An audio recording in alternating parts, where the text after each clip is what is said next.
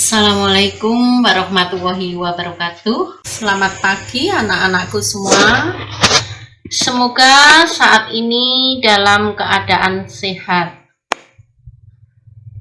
Anak-anakku yang semoga tetap bisa Ibu banggakan. Pada KBM hari ini kita akan mempelajari tentang cerpen. Kita mengingat kembali kemarin kita sudah mempelajari tentang ceramah. Kita sudah mengadakan evaluasi. Maka untuk saat ini kita akan mempelajari tentang cerpen.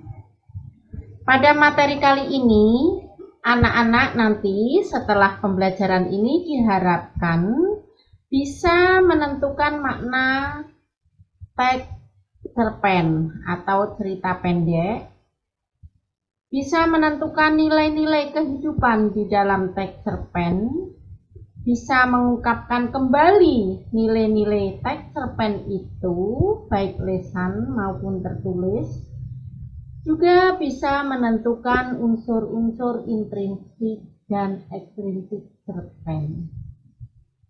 Anak-anakku, sebelum KBM dimulai, silahkan mengisi daftar hadir di Classroom.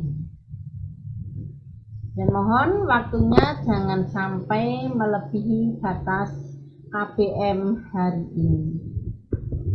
Baiklah anak-anakku, kita berdoa dulu sebelum memulai pelajaran ini. Ya anak-anakku, kita berdoa dulu dengan membaca doa belajar. A'udzubillahi minasyaitonirrajim. Bismillahirrahmanirrahim. Raditu billahi robba wa bil islami dinna wa bi Muhammadin nabiyya wa rasulah. Rabbi zidni ilma warzuqni fahma. Amin. Anak-anakku, kita cermati dulu bahwa teks cerpen itu kita akan mengetahui dari pengertiannya dulu. Kemudian kita akan memahami unsur-unsur intrinsik dari cerpen dan juga kita akan memahami tentang unsur-unsur ekstrinsik cerpen. Ya. Baiklah anak-anak, bahwa kita sering membaca cerpen yang merupakan kependekan dari cerita pendek. Mengapa disebut cerpen atau cerita pendek? Karena karya sastra yang berupa cerpen itu kita membacanya tidak lebih dari setengah jam yang sering kita sebut dengan sekali duduk dalam membaca cerpen.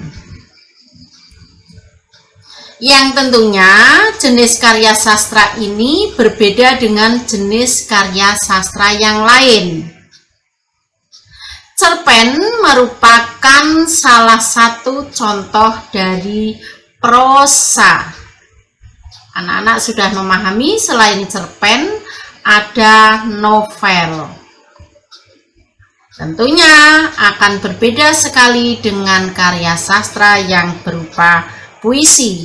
Karena puisi itu bentuknya terikat, kemudian cerpen itu merupakan karya yang disebut prosa karena bentuknya tidak terikat dengan aturan-aturan penciptaannya. Sebagai contoh, ketika kita memahami puisi, dalam pembuatannya diatur dengan jumlah bait, dengan persajakan dan seterusnya.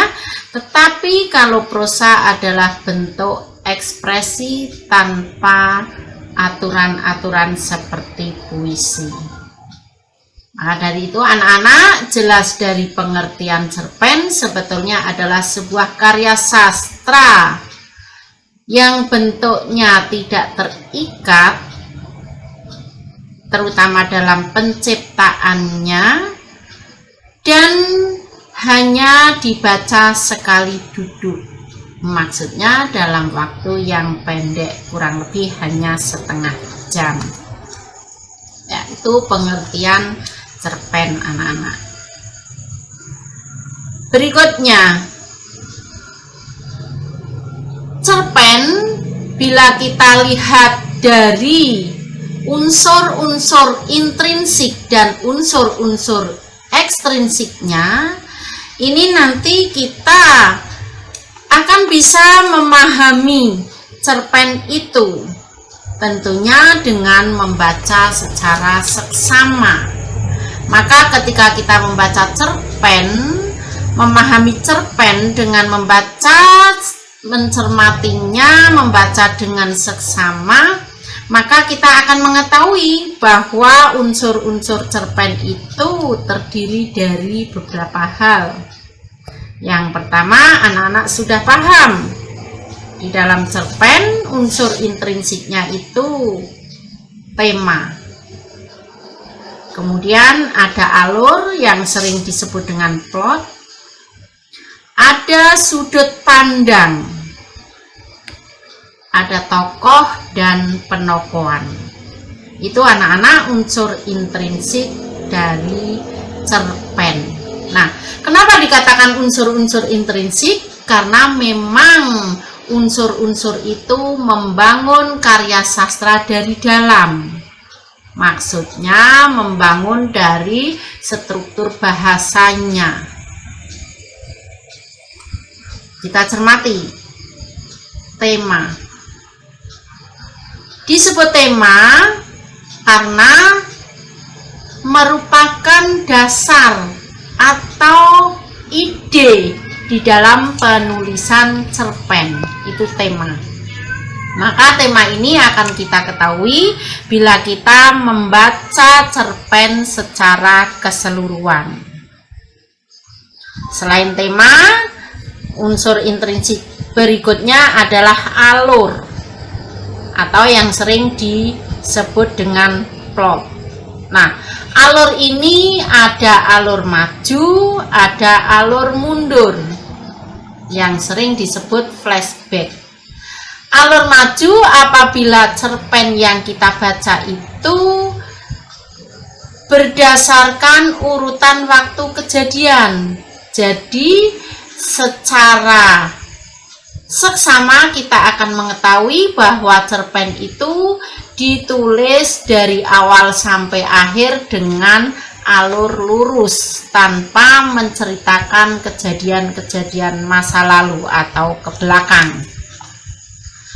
Kemudian alur mundur. Nah, alur mundur ini biasanya cerpen diawali dengan menceritakan kisah masa lalu dari sang tokoh.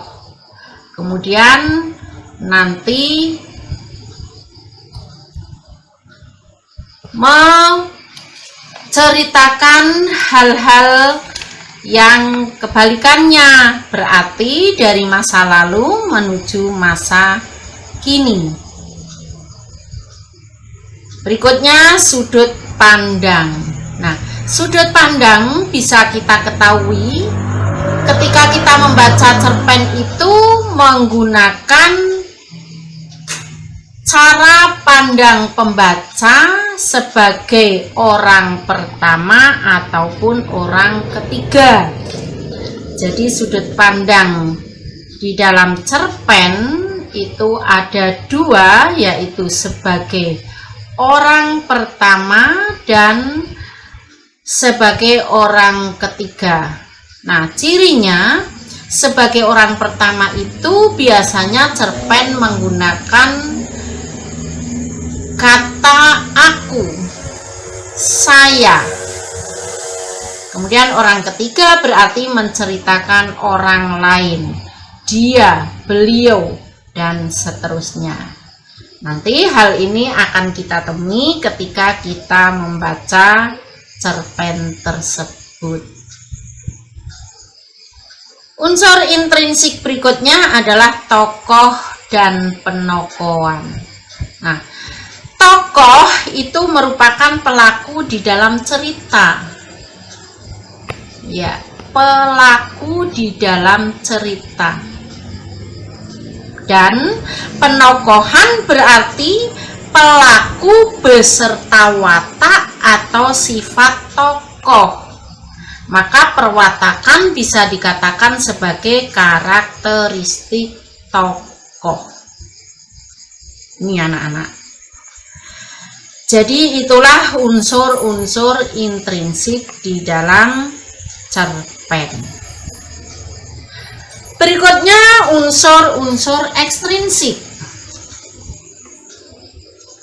Unsur ekstrinsik berarti kita akan memahami cerpen itu dikaitkan dengan kehidupan para tokoh.